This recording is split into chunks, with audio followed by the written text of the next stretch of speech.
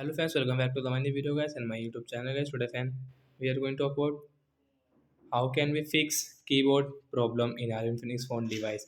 Friends, we want to fix guys your keyboard problem in your Infinix phone. So how can you fix? Today friends, I will tell you in this video guys. So before starting video, friends, first of all go and subscribe the channel, click the bell icon, like the video. Friends, now let's see how can we fix keyboard problem. Open your phone setting guys, and friends scroll it.